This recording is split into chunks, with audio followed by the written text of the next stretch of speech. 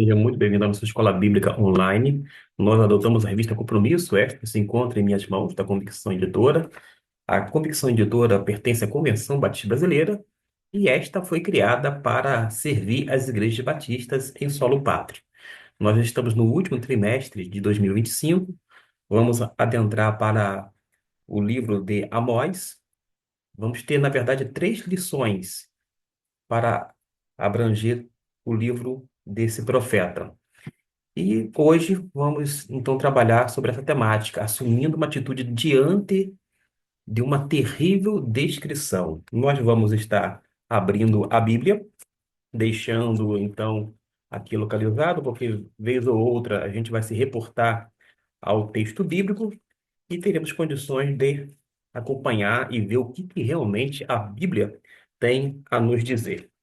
Em relação a Amós, no começo do capítulo, no verso 1, diz: As palavras de Amós, que estava entre os pastores de Tecoa, o que ele viu a respeito de Israel nos dias de Uzias, rei de Judá, e nos dias de Jeroboão, filho de Joás, rei de Israel, 2 anos antes do terremoto. Observe que quando a gente menciona o reinado de Uzias, e era justamente naquele período, são mais ou menos 760 anos antes de Cristo. Nos situando, a gente tem condições agora de prosseguir de uma forma mais tranquila. Quando a gente começa a trabalhar o tema do livro, o que a gente precisa conceber? Primeiro que o profeta foi levantado por Deus em um tempo de prosperidade aparente e de uma decadência espiritual real. Era um disparate, um contraste enorme. Prosperidade econômica de um lado e, por outro lado, uma ruína espiritual. De modo que o Amós vai profetizar durante o reinado de Jeroboão II, bem como nos dias de Urias, digo, Uzias, em Judá, lembrando que sempre Judá se refere ao Reino do Sul, e o Reino do Norte, uma referência a Israel. Foi um período, como eu disse, de grande crescimento, de prosperidade material, mas também de grande injustiça social, idolatria e hipocrisia religiosa. Enquanto o povo estava celebrando a sua riqueza, Deus lamentava a pobreza espiritual do povo. E Amós era uma pessoa muito simples, era gente do campo, trabalhava nessa área da agricultura, mas ele foi cheio do Espírito Santo de Deus. E ele foi conduzido por Deus para falar a palavra de Deus àquele povo, mostrando que Deus pode, naturalmente, usar pessoas comuns, como ele, para cumprir o propósito divino, mas tem um detalhe, num período de extrema corrupção. Tinha muita injustiça naquele período. Quando a gente vai para a revista, a proposta é estudar capítulo 1, 2 e 3 nesta lição. Vamos nos situar um pouquinho ainda biblicamente falando. Nos capítulos 1 e 2, Amós vai descrever o juízo de Deus sobre quem? Sobre as nações vizinhas e sobre o próprio povo. É um juízo de uma forma dupla, tanto voltado para as nações quanto para o povo de Deus. Acontece que a gente vai observar que conforme nos diz o versículo de número 3 do capítulo 1, e eu leio, assim diz o Senhor, por 3 transgressões de Damasco, sim, por 4, não retirarei o castigo, porque trilharam a Gileade com trilhos de ferro. Um outro texto que pode nos ajudar a compreender, capítulo 2, versículo de número 6, que diz: Assim diz o Senhor, por 3 transgressões de Israel, sim, por 4, não retirarei o castigo, porque vendem o justo por dinheiro e o necessitado por um par de sapatos. O que nós temos aqui é um padrão que é repetitivo. Deus repete. Para quê? Para chamar a atenção do povo e o escritor coloca de uma forma a chamar a nossa atenção. Havia a denúncia, contra o povo, tanto de Israel quanto aos povos pagãos, as nações vizinhas. Quer ver um exemplo? Quando a gente vai lá para capítulo 1 e 2, vamos ver que havia denúncia de pecados em relação a Damasco, Gaza, Tiro, Edom, Amon, Moabe. Quais eram os pecados principais deste grupo? Violência, crueldade e desumanidade. Já em relação a Judá, que é o reino do sul, desprezo à lei do Senhor. E com relação ao reino do norte, a Israel, opressão aos pobres, corrupção, idolatria. Ou seja, o juízo de Deus começa pelos de fora, ele vai julgar as nações vizinhas, mas alcança os de dentro. Deus não passou a mão na cabeça do povo dele.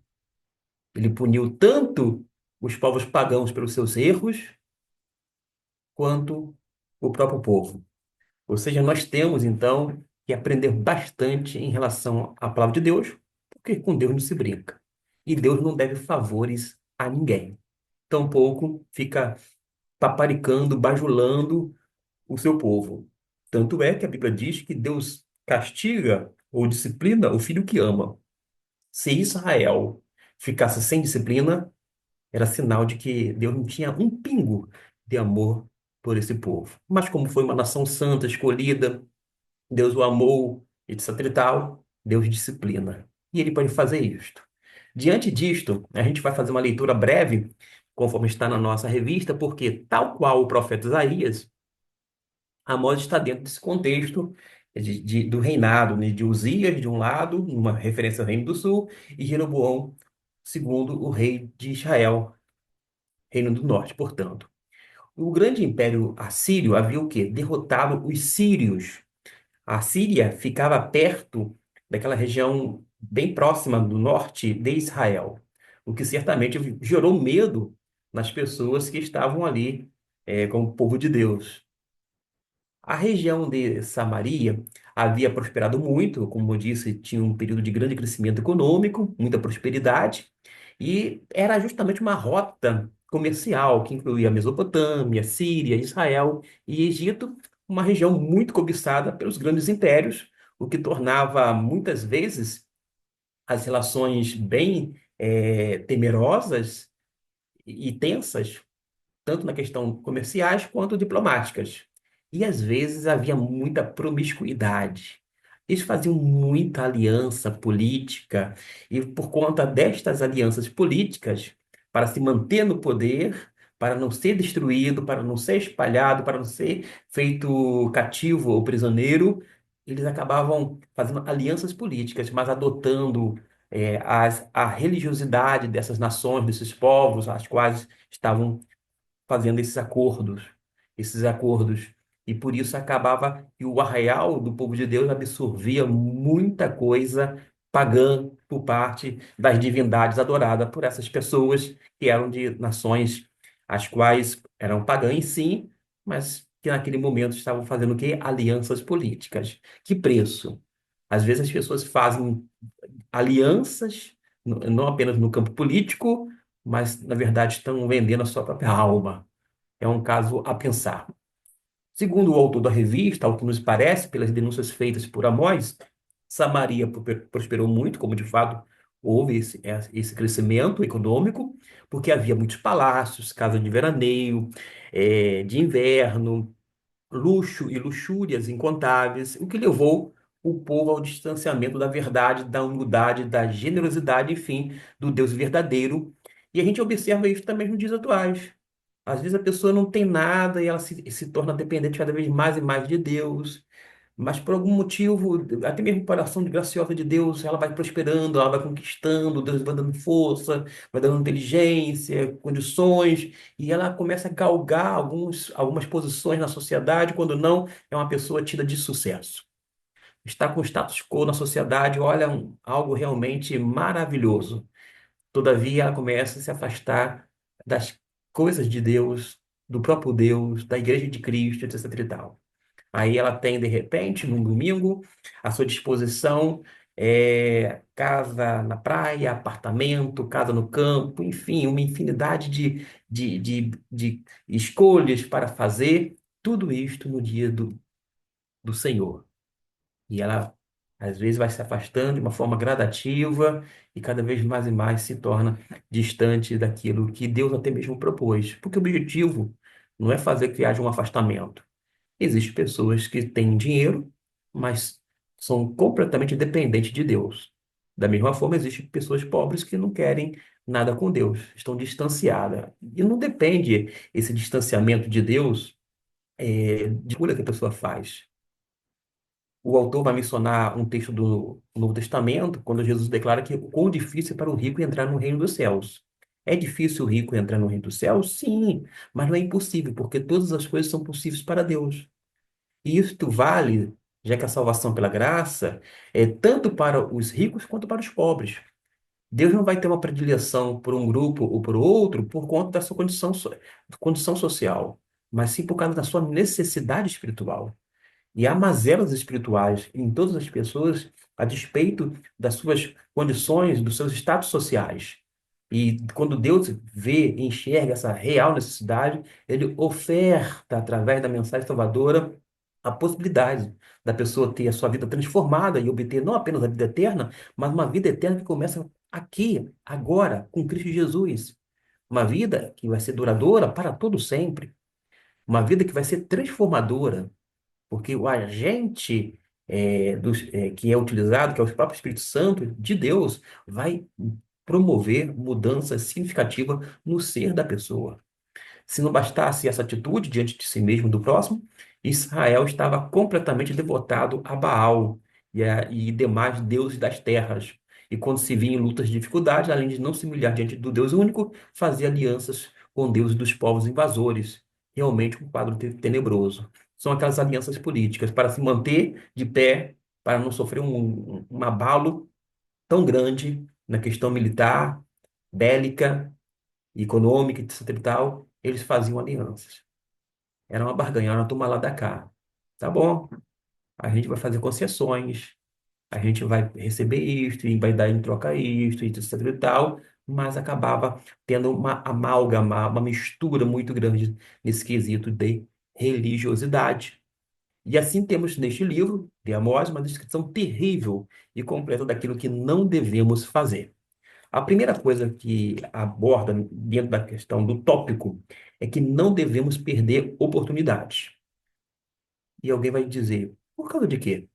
Porque Amós não era da família sacerdotal, ele não era da tribo de Levi, não era de uma linhagem real, ou seja, da realeza, uma referência a Judá, nem mesmo profeta de ofício.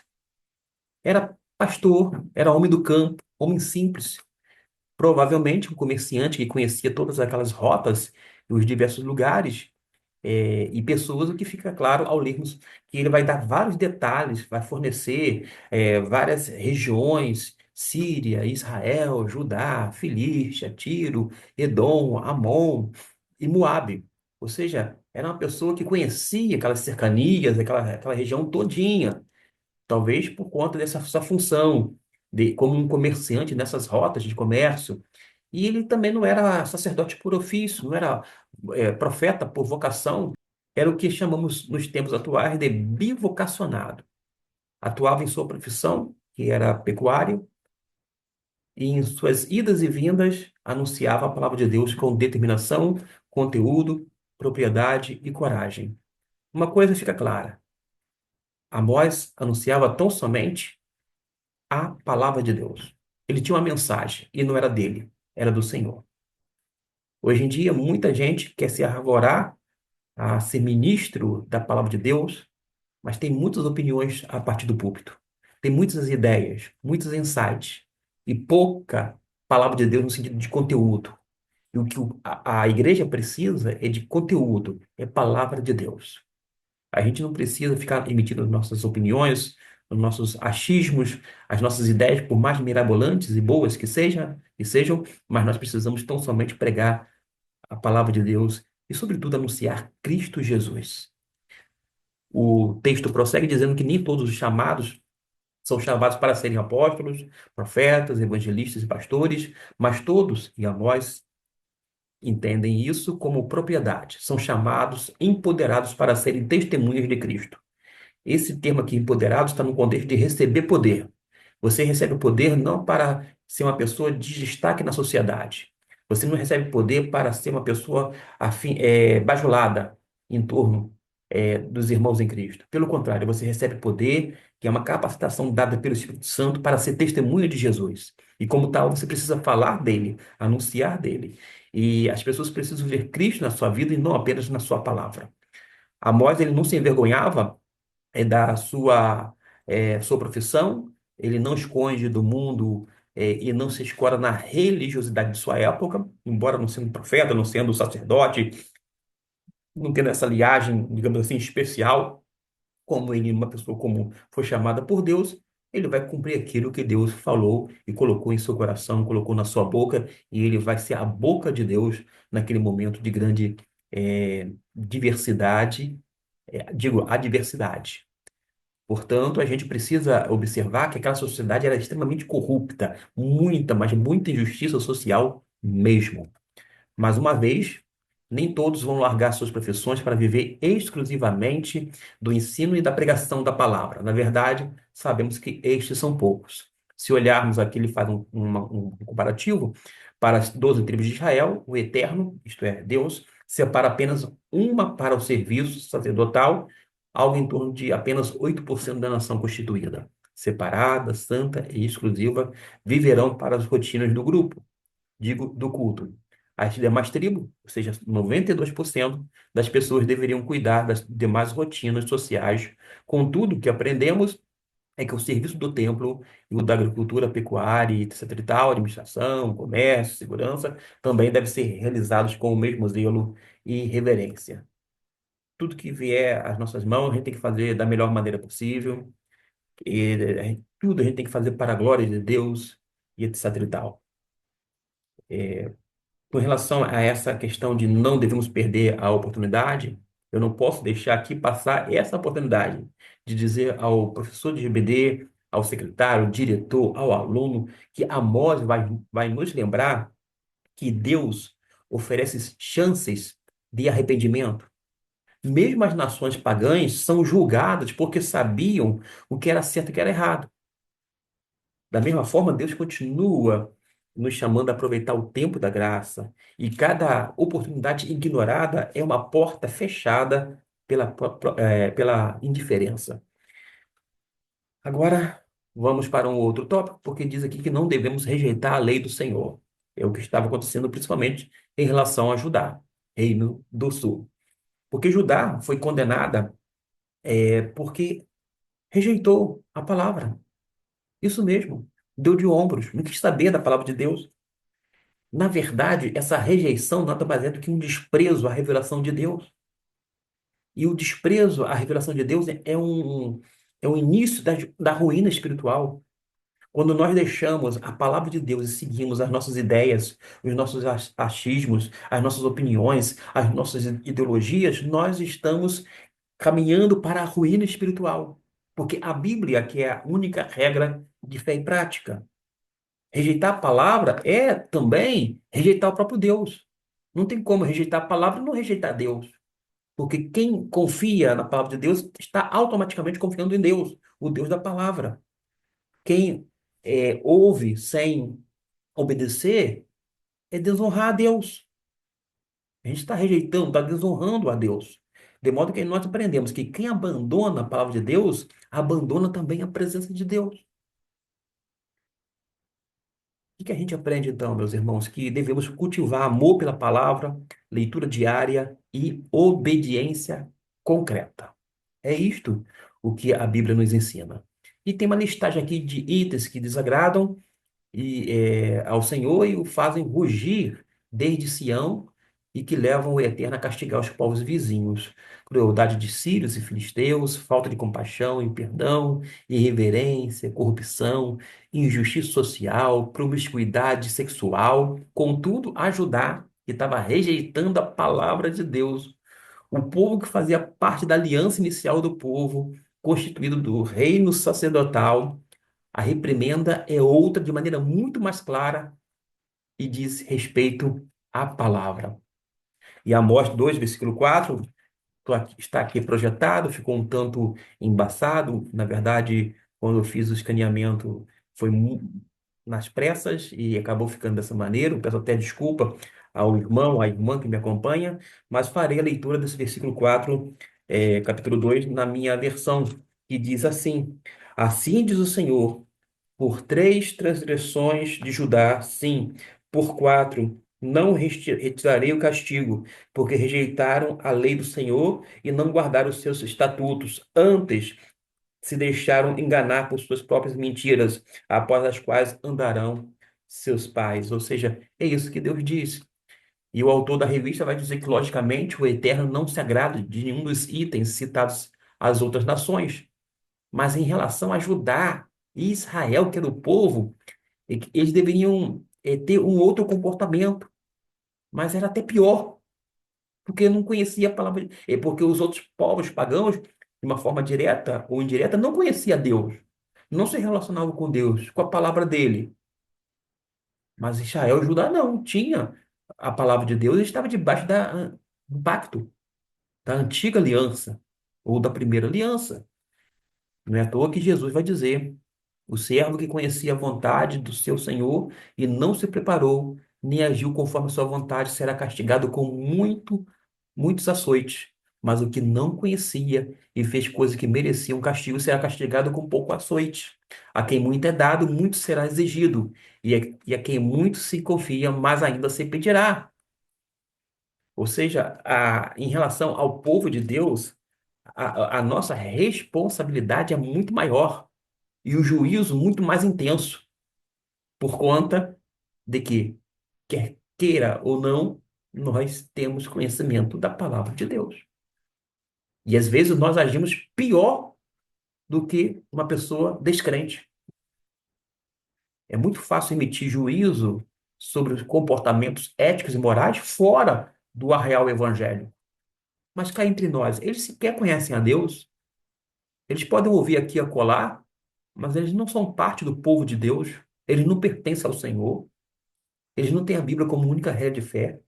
Agora, muito pior é o arraial chamado evangélico no Brasil fazer as mesmas coisas as quais critica em relação às pessoas não crentes. Vamos para um outro tópico que fala sobre não devemos menosprezar o ministério. O que é interessante? Refletir o motivo, o porquê que Deus levantou um pastor de ovelha, alguém simples como Amós, para fazer uma repreensão a Israel. Tinha profetas naquele período? Tinha, mas Deus usou justamente Amós. E o que nós vamos observar, que o autor diz, aqueles que deveriam zelar pela pregação e pelo ensino da palavra, eram os que justamente a desprezavam. Capítulo 2, versículo 11 e 12, diz assim: E dentre os filhos suscitei profetas, e dentre os vossos mancebos, isto é, jovens, nazireus. Acaso não é isso assim, filhos de Israel, diz o Senhor? Mas vós, aos nazireus destes vinho a beber, e aos profetas ordenastes, dizendo: Não profetizeis. Ou seja, nós temos aqui uma denúncia. Israel ele foi condenado porque oprimiu os profetas e os fariseus. Vamos aqui fazer uma distinção, de uma forma didática. Os profetas pregavam o quê? A palavra de Deus, a verdade. Já os nazireus viviam em santidade e, e separação. De qualquer forma, tanto os profetas quanto os nazireus representavam um testemunho vivo de Deus, mas eles foram silenciados. E quando a voz é calada, a corrupção ganha voz. Por isso que a igreja deve valorizar os servos e ministérios levantados por Deus. Sustentar e honrar os que pregam a verdade é sinal de fidelidade espiritual. Agora, a gente não pode ir por um caminho mercantilista. Existem pessoas que cobram para pregar, isso mesmo, cobram para pregar numa igreja evangélica 20 mil, 30 mil reais. Tem cantores que pedem um cachê, vou dizer assim, é, substancioso, milhares e milhares de reais para cantar duas ou três músicas num dia de culto. A gente precisa repensar. A gente não pode fazer da igreja negócio. Daí a necessidade da gente entender que a gente tem que estar atrelado à palavra de Deus. Com relação à questão desse outro tópico, não devemos menosprezar o ministério, o autor fala assim: como se despreza a palavra? O autor da revista, não valorizando, não cuidando, não orando, não incentivando, não sustentando dignamente os profetas e pastores, pastores hoje em dia, né?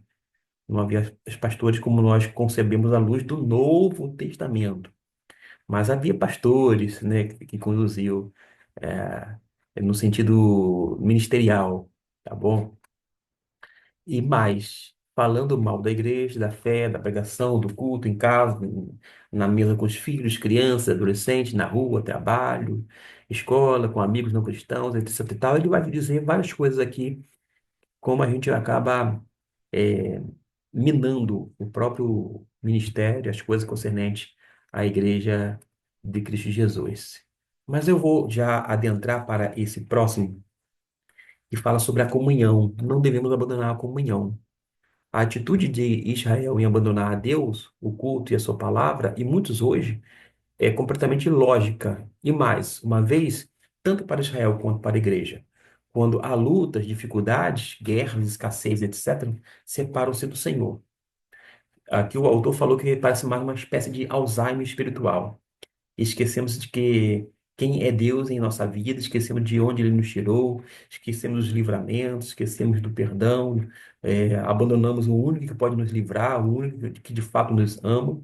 E tem pessoas assim, passa por lutas, provações, e elas simplesmente ou deliberadamente abandonam o Senhor. O texto bíblico que nós temos aqui, vou deixar destacado, é este aqui, ó. Destacado, eu não consegui fazer o destaque aqui nesse texto no PDF, mas vocês podem ler na sua própria versão, caso queira, capítulo 3 versículo 1 e 2. E deixamos de andar com o Senhor e entramos em concordância com a tragédia, com a idolatria, com a imoralidade e com o pecado. Mas não podemos e nem devemos abandonar a comunhão, porque o pecado de Israel gerou injustiça, isolamento, o povo se afastou um dos outros, tornando-se individualista e insensível. Quem perde a comunhão enfraquece a fé. É na comunhão que somos corrigidos, fortalecidos e, sobretudo, santificados. Eis a necessidade de estarmos juntos, tendo tudo em comum. Ciente de que a comunhão é muito mais do que estar juntos, de ter algo em comum. Comunhão também é cooperação, é participação, é a gente fazer algo de uma forma muito prática. O último tópico é este aqui: não devemos confiar na nossa força, porque o Amós vai denunciar uma atitude bem frequente naquele tempo. Em linhas históricas, vemos isto em Israel, na Europa, na América do Norte, também recentemente no Brasil. O povo simples, sem forças, sem riquezas, o povo chega e muda o status de uma nação. Os homens que jogavam, bebiam, viviam em prostíbulos agora trabalham, economizam, honram seus casamentos, crescem e prosperam. Na próxima geração, os filhos estudam em boas escolas, se desenvolvem, o país avança, a atitude ética, a moralidade, a perseverança nas tradições da palavra. Duas gerações adiante, os netos e bisnetos já discutem os valores do passado, questionam a veracidade e utilidade da palavra de Deus nas escolas.